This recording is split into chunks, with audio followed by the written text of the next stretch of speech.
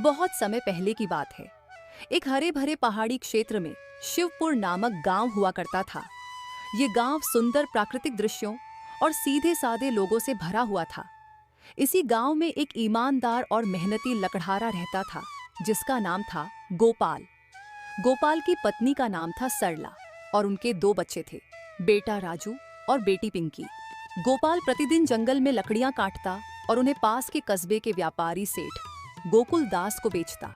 सेठ गोकुल दास एक लालची और क्रूर व्यापारी था, जो हमेशा मेहनतकशों का शोषण करता। गोपाल, बच्चों की स्कूल फीस के लिए 2 दिन से स्कूल से फोन आ रहा है। मास्टरनी कह रही हैं कि अगर फीस नहीं दी तो बच्चों को स्कूल नहीं आने देंगे। जानता हूं सरला, पर मेरी कमाई ही इतनी कम है कि महीने का गुजारा मुश्किल से हो पाता है। आज मैं सेठ गोकुलदास से तनख्वाह बढ़ाने की बात करूंगा। सेठ के यहाँ काम करने वाले अन्य लकड़हारे भोला, हरी भी गोपाल जैसे ही हालात में थे।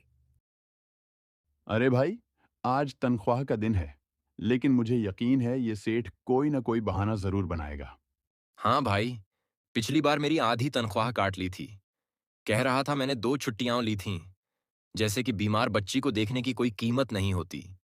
सेठ ने सभी को आज भी यही कहा। अभी माल नहीं बिका है, 2 दिन बाद पैसे दूंगा। क्या हुआ गोपाल, तनख्वाह मिली? नहीं सरला, फिर वही बहाना। कह रहा था 2 दिन बाद देगा।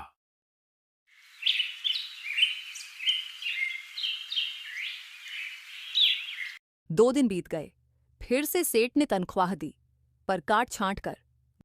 सेठ जी, मेरी तो पूरी तनख्वाह बनती है। कोई छुट्टी नहीं ली, काम भी पूरा किया।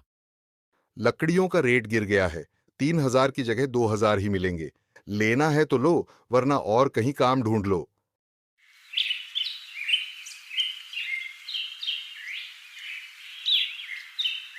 गोपाल ने तय किया कि अब वह कुछ और भी काम ढूंढेगा। वह पूरे गांव में घूमता है, लेकिन हर जगह से निराश लौटता है। तभी लौटते समय वह देखता है कि भैंसों का झुंड उसकी ओर दौड़ता चला आ रहा है। जान बचाने के लिए वह एक गुफा में छुप जाता है। गुफा के अंदर उसकी नजर एक रहस्यमयी टोकरी पर पड़ती है। जैसे ही वह उसे छूता है, एक तेज रोशनी फैलती है और एक जिन्न प्रकट होता है। रुक जाओ, यह टोकरी छूने की अनुमति केवल उसे है जिसका मन पवित्र हो। तुम एक नेक इंसान हो गोपाल, इसलिए यह टोकरी अब तुम्हारी है। यह टोकरी जादुई है।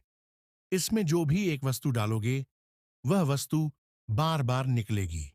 लेकिन ध्यान रहे, एक बार जो चीज डाली, उसी का उपयोग बार बार करना होगा। लालच मत करना, वरना इसका दुष्परिणाम होगा। गोपाल टोकरी को घर लाता है और सरला को सब बताता है। तो अब हमें इसमें कुछ ऐसा डालना होगा जो सबसे ज्यादा कीमती और उपयोगी हो। हाँ, याद है सरला, एक बार मुझे चंदन की लकड़ी मिली थी। वो अब भी घर में रखी है ना? हाँ, वो सुरक्षित है। मैं अभी लाती हूँ। वे उस लकड़ी को टोकरी में डालते हैं और एक पल में टोकरी से ढेर सारी चंदन की लकड़ियां निकल आती हैं।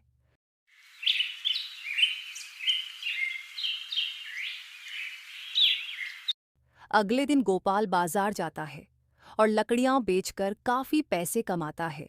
वह बच्चों की स्कूल फीस भरता है, घर का सामान लाता है और बचत भी करता है।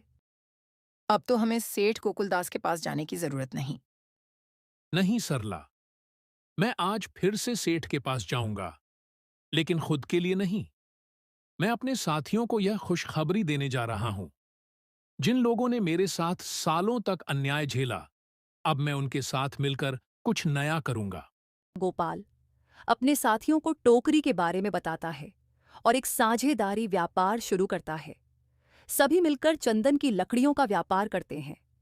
मेहनत, ईमानदारी और आपसी सहयोग से वे सभी अपने जीवन को सुधारते हैं। गोपाल भाई, आपने तो कमाल कर दिया।